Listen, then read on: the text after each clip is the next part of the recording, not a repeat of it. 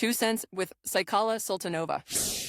Welcome to 2 Cents, a series in collaboration with Upsflyer, spotlighting bold minds shaping the future of mobile apps and games. As usual, I try to bring interesting people to talk to, and today we have Zach Rosenberg. I met you a few years ago. We were on a project. You have expertise and knowledge from Hollywood all the way with TV, advertising, years of experience. And then there was me trying to learn all of these things with a very short time at one of the companies where I used to work at Product Madness. And yeah, we had an amazing run. It was almost like a TV advertising crash course.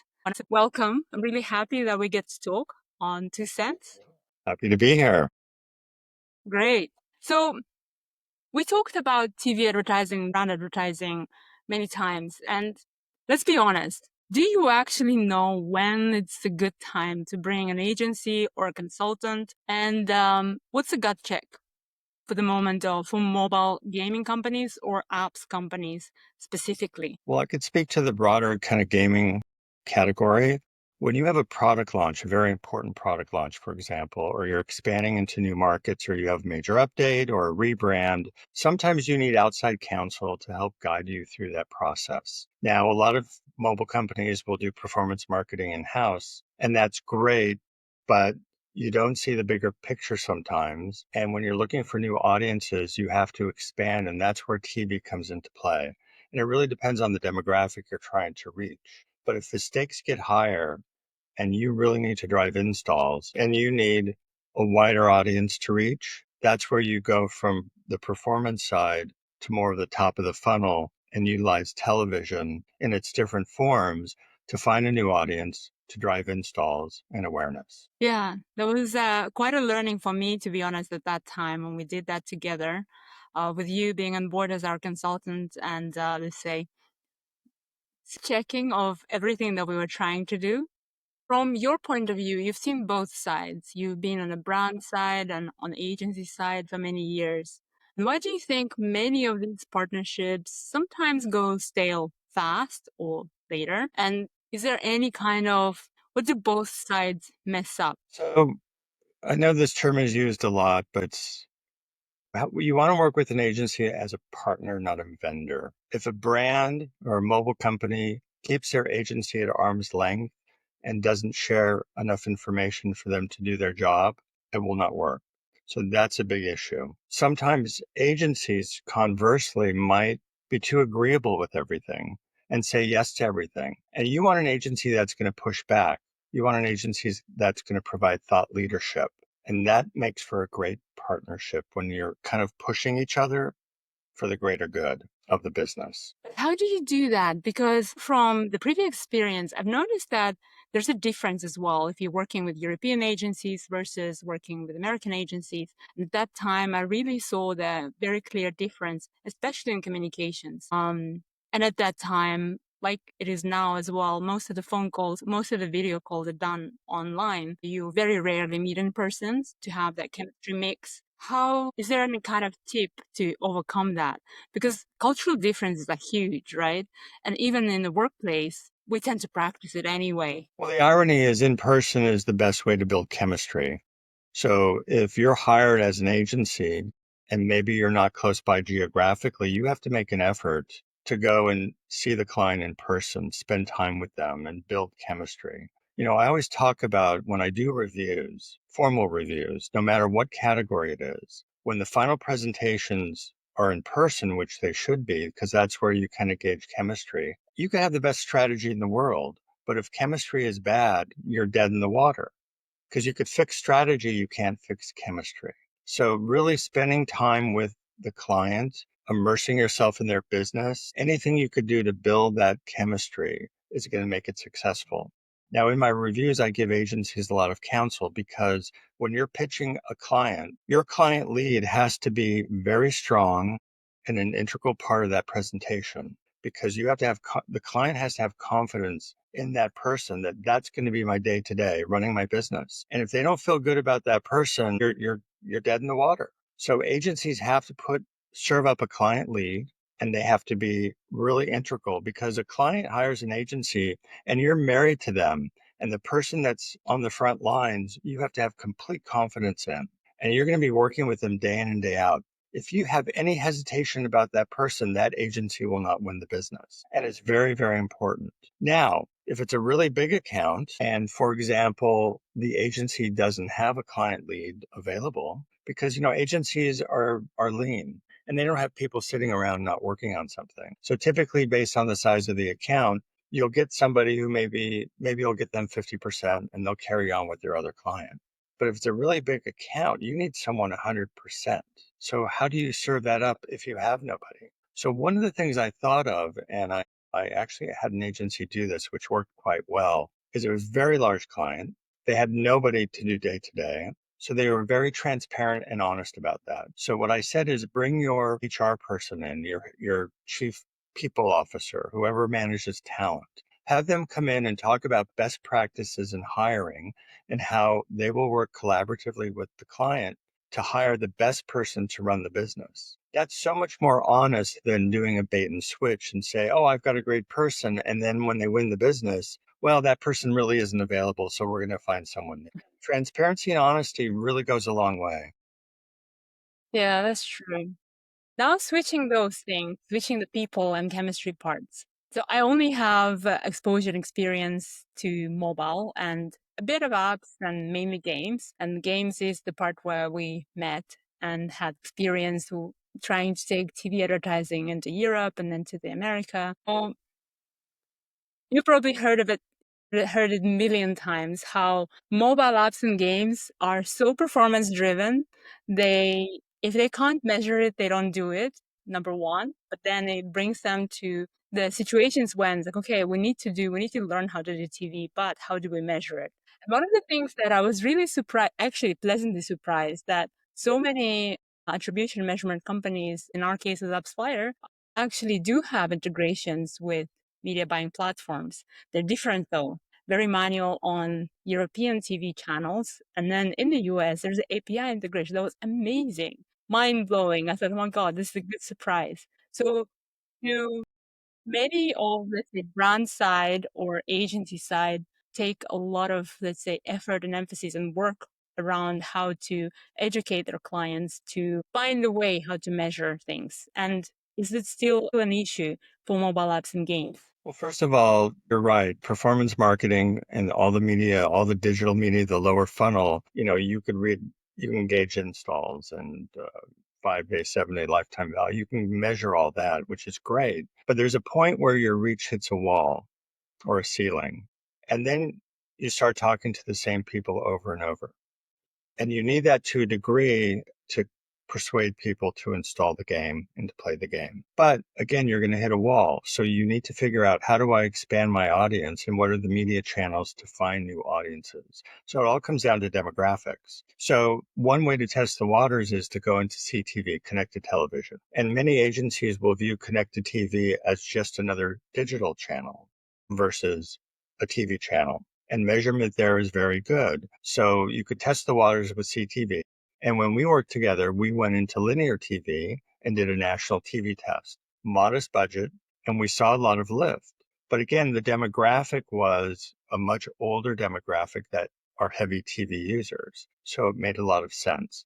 And in the US, you really want to test nationally versus locally or regionally because it's much more efficient to do it nationally. And you can get a read. You could do brand health studies. That's easy to get a sense of how people are reacting to the game. And you'll see that in your metrics, in your KPIs. And there's some games advertising in the US that are spending fortunes and they're hiring celebrities. And it's a little mind boggling because when we did our tests, we saw positive results, but there was this fear of investing too much and not getting the return. Yet I'm seeing some competition here that it's amazing the caliber of celebrity they're hiring and the weight levels behind the television. But again, when you're talking about a 45-year-old skewing female demographic, they're heavy TV users. So it really makes a lot of sense. I want to tap into the creative part a little bit. So there is the TV, there is the brand, there is the creative part of it as well. And some agencies offer both creative and media buying and strategy. Some agencies do one or the other. And there's so many options. And nowadays everybody says, oh, we're full funnel and we do everything. So how could a mobile company, whether it's apps or games, actually decide where to start and what is the right approach? So yes, there's so many models out there. There are agencies that are full funnel. They do everything and they're bundled. So they do both media and creative. Then of course, there's what we argue best in class, where someone focuses in on just media or just creative. Then it gets splintered further and there are agencies that only do digital or only performance. But in my view, all media channels are performance, whether it's traditional or digital. And then there are social agencies, there's search agencies, and there's PR. It gets so splintered. Now, if you're a mobile game and your budgets are growing, it really comes down to the scope and the size of the account. So, for example, if you're a real small mobile gaming company and you have a small team, the last thing you want to do is hire 3 or 4 different agencies because, first of all, it's a lot to manage. They don't tend to collaborate with each other because they're not part of the same company. And the burden falls on the client to really manage all those disparate agencies and make sure they're all on the same page. And that's a lot of work.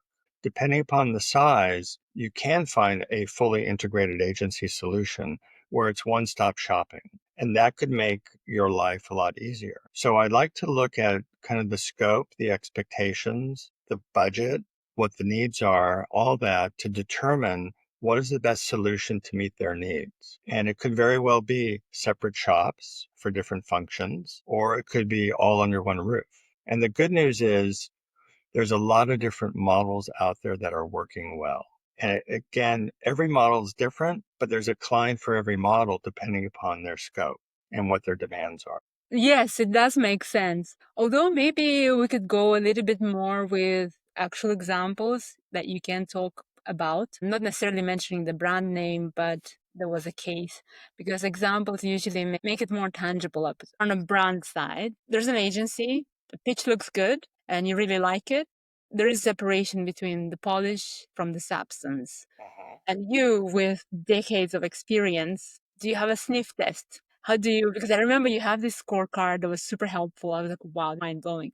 But what are the expert tricks that you apply for your clients or your agency clients or brands? What would be, a trick that would be helpful? So the easiest thing to do is when the agency presents their work, their deck, their capabilities, their case studies, probe about the case studies and the work that they're showcasing.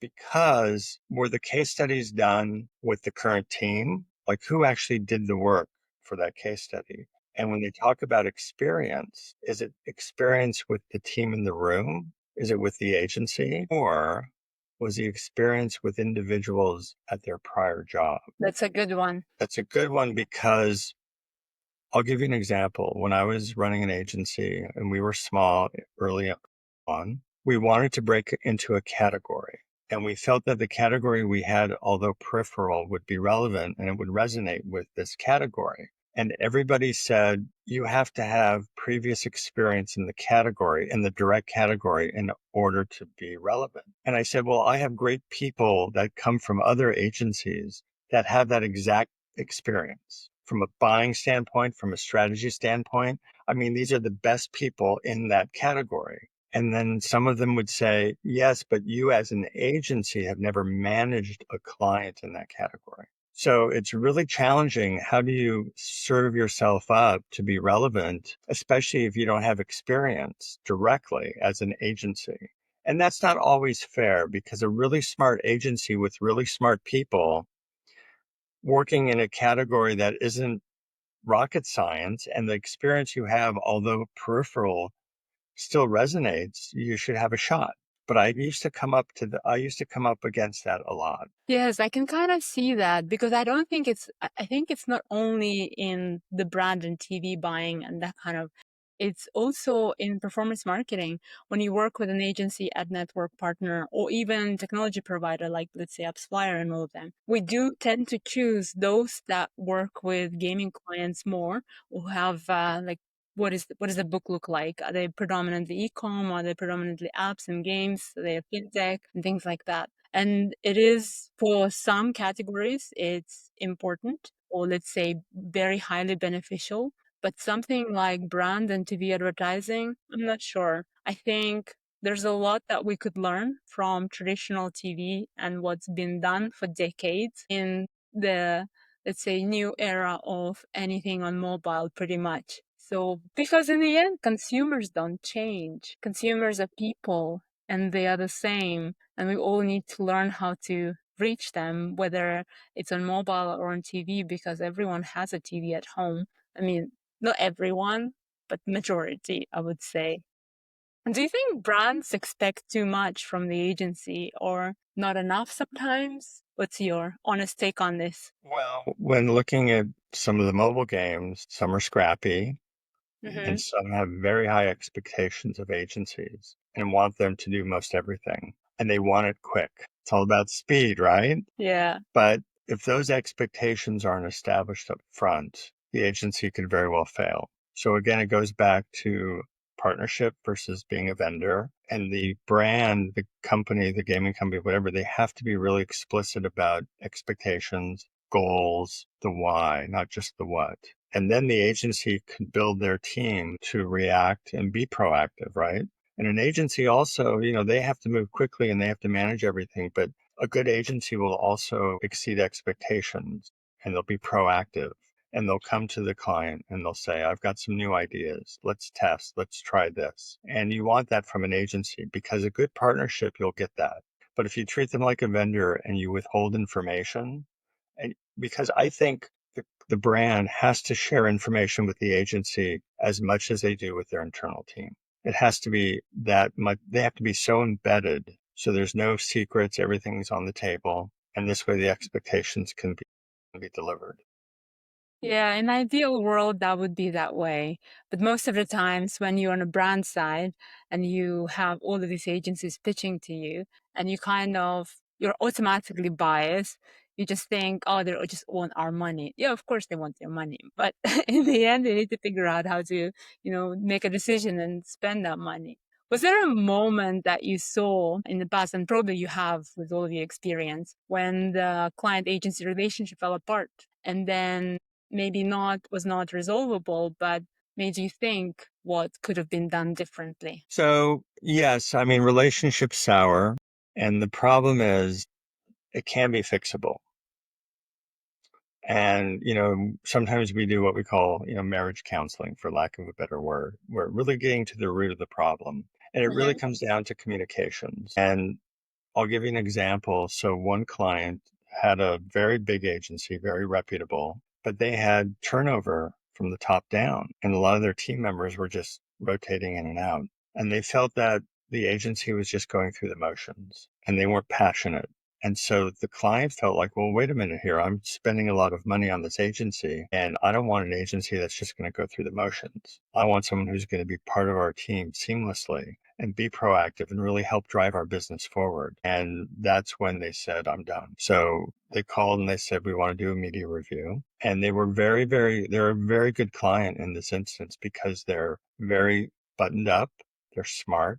They're very communicative. They were very clear on what their expectations were. They shared the scope. And so when it came down to it, the agency that prevailed really had the tools and the data analytics skills to do everything that the client needs. But it was chemistry also. As I talked earlier, chemistry can make or break a pitch, and it's Yeah. really scary. That's why we used to be so virtual and everything was online, but I really encourage my clients to go and meet with them in person. And if it's feasible, actually go to where they're located. So we would travel around. And I'll give you a really funny example.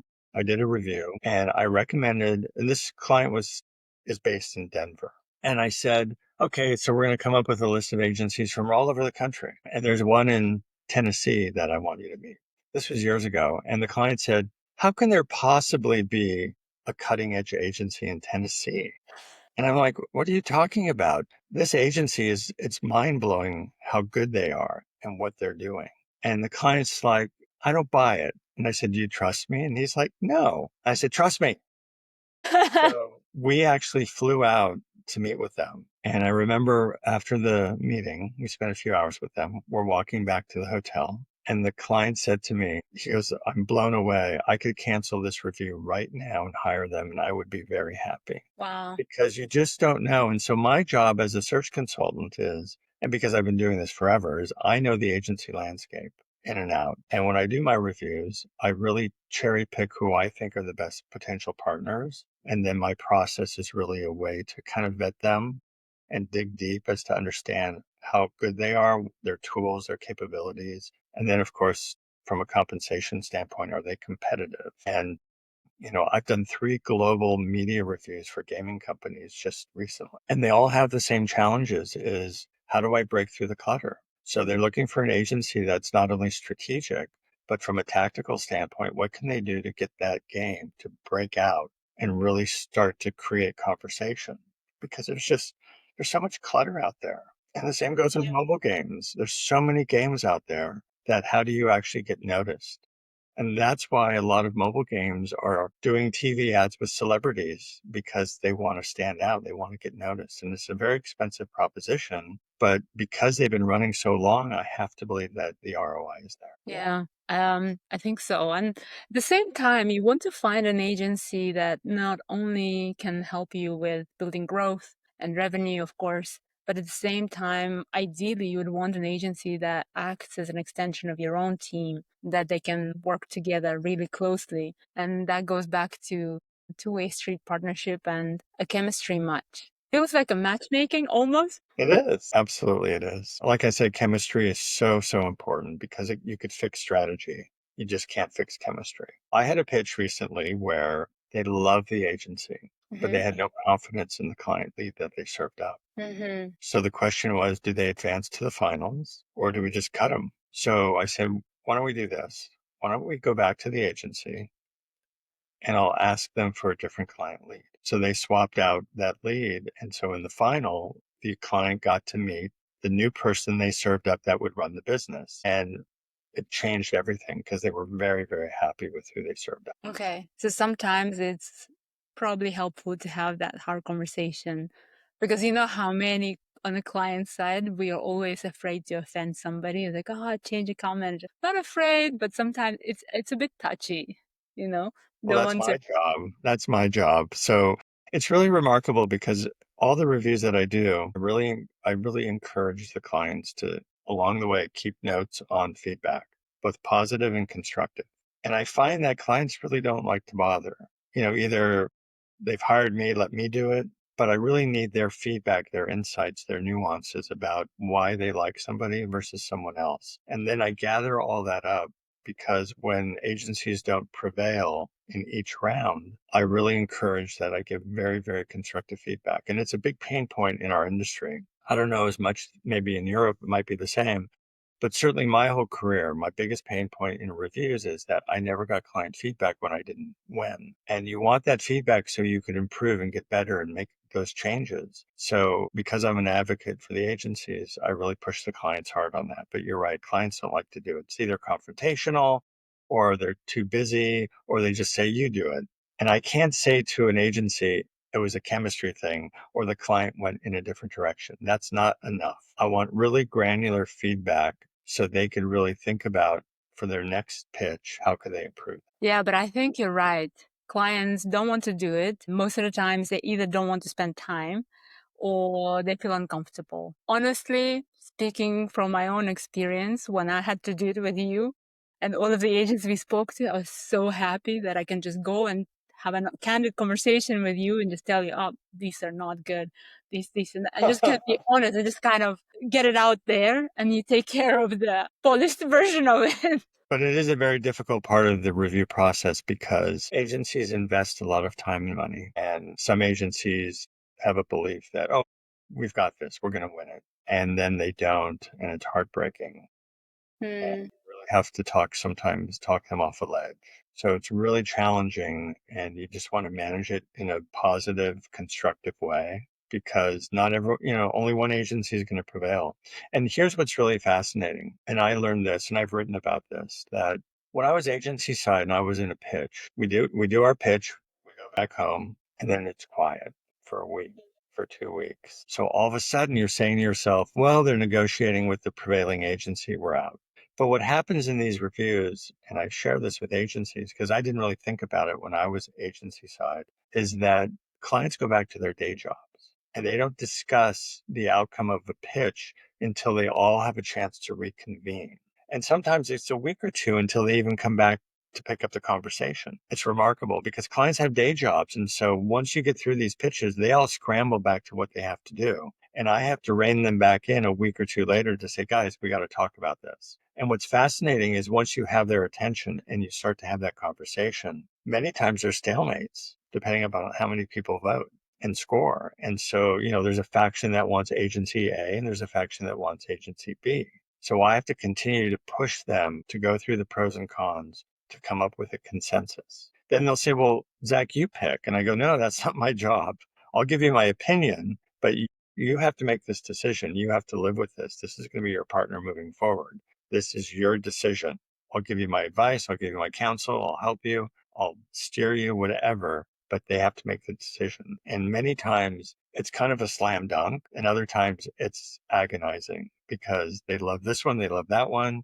This one has these pros and cons, these have those pros and cons. I just did a global global media review for a big gaming company, and it was between a holding company agency and an independent media agency. Now, when you talk about those two models, they all have their pros and cons. Now, because this gaming company was global, the benefit of a singular agency that's centralized across the globe was very attractive. The benefit of this independent agency is that they bring so much innovation and creativity and client service. All the things that you read about and hear about, they bring all those benefits. And the client was completely torn because these models are apples and oranges. They're so different. So what finally broke the tie was security clearances when it comes to the games. If the independent agency has to hire external agencies in different parts of the globe, that's more and more external people that are privy to your confidential information. And the client was a little nervous about that versus a holding company where everything is one company. So when you share that information around the globe, it's still only one company. So there was less concern about the confidentiality. And that was the singular reason that broke the tie. Now, one could argue if I knew this up front, I wouldn't have had independent agencies in the mix. But at the end of the day, they felt that that was still important enough to be a factor. And that's what determined the difference. So you never really know when things are really close, you never really know where they end up going or what that reason is, because it could be something obscure, right? It could be something totally obscure. It could be, I really like their strategy or a tool that they shared or that individual. It could be just a number of things that maybe you don't expect. Yes, agreed.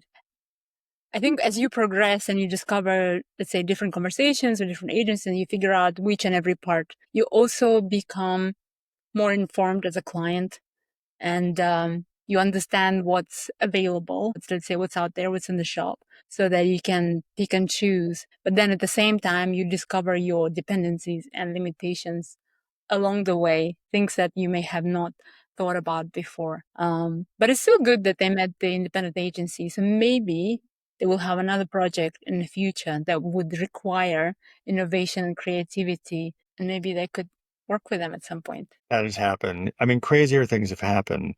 They call this there's like a 3 to 6 month honeymoon period. Yeah. And sometimes a client will say 6 months down the road, I picked the wrong agency. Doesn't happen often, but it's happened. It's like, you know what? They're not what they said they were, and I'm not happy, or they've had turnover in the first 3 months, and they'll sometimes go back to number 2. Right. Now, that's happened where the client does the review, not necessarily where I conducted, because we go through a thorough process.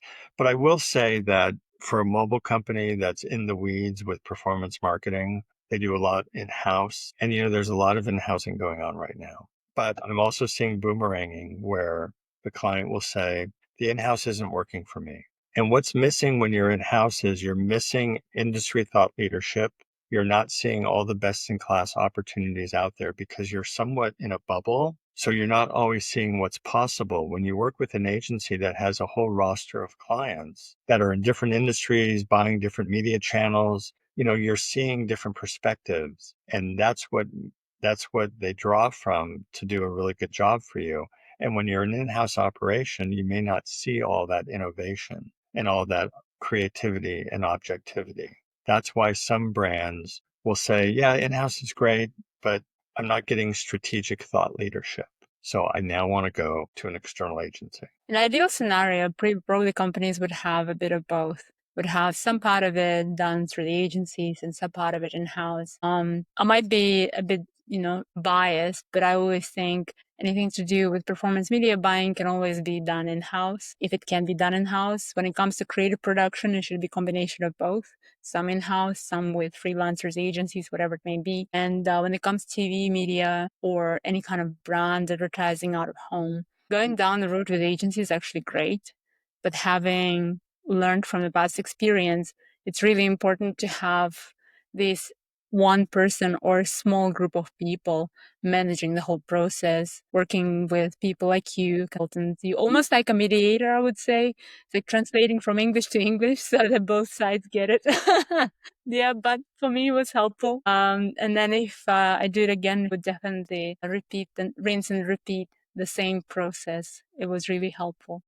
Well, just one thing to keep in mind that if you're a mobile gaming company and you're managing all your performance media in-house and you want to graduate to more traditional channels to grow your reach in your business, you find an agency that's really smart, that knows the business, that's involved in all channels. The scope will be, say, television. It won't be digital, but you could tap into them to ensure that what they're doing is working in concert with what the client's doing in-house. And then this way you'll have someone looking holistically at everything and will give you counsel as to how to recalibrate what you're doing so it works in tandem with the new initiative. And that's really important. So you're kind of getting the best of both worlds. You're getting the traditional media oversight and all the strategic thinking, but you're also getting counsel on how to optimize everything based on performance, even though they're not doing the digital for you, but they'll provide optimization strategies and recommendations.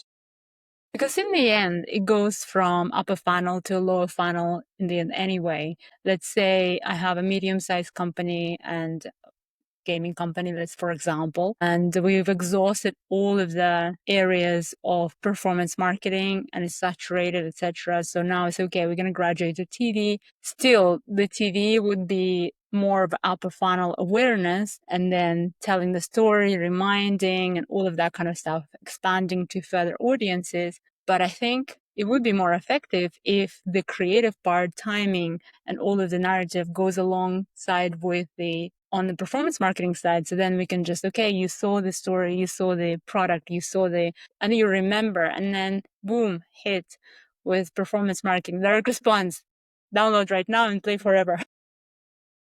Lifetime value. Everything has to work in concert. And so, if you're a mobile gaming company that does all your performance in-house, but you really have kind of hit a wall and you want to go and get an agency to do television and all that, part of the scope, as I said before, is they'll activate traditional media to ultimately drive installs and support performance, but have them be a strategic partner to look at everything holistically.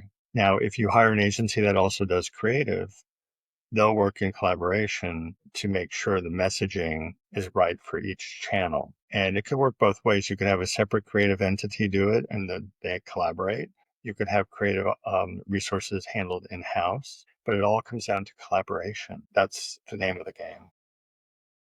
This was a really insightful conversation, as always, Zach. And I've got lots of advice for myself. And I hope many people who listen and watch this episode could get the same. As a tradition, at the end of each episode, I ask the guests to give their 2 cents of advice. to those who are listening? Well, in the context of being a mobile gaming company, there are a lot of companies out there. There's a lot of investment in new games. Granted, it's the biggest audience on the planet, and I'm actually working with non-endemic brands to integrate them into games. I think the gaming companies need to think about how they're going to grow, do it methodically, but you have to do it in a way that breaks through the clutter. It's so competitive out there. So because of the work I'm doing also with activations and brand partnerships, those are just tactical ways to break through the clutter even further. So it's one thing that, yeah, I want to run some TV and I want to kind of grow my business, but that's table stakes. You have to do it in an innovative way that really gets you to stand out because there's so many players out there. I mean, there's so many game companies out there. And when you look at kind of the big picture, it was bountiful during the COVID era, right? Everyone was playing, but Yeah. numbers have declined in the last few years. So now you've got to work even harder to break through the clutter. And the best way to do that is perhaps finding a best-in-class agency partner to really take you to that next level, provide the strategic thought leadership from a holistic standpoint to help your whole business grow. Thank you very much for all Yeah. the insight. We will be all thinking about the 2 cents and all the other topics we discussed on traditional advertising, out of home and TV, and hopefully many people will find good insights. Well, thank you for the opportunity. Always a pleasure to spend time with you. 2 Cents with Saikala Sultanova.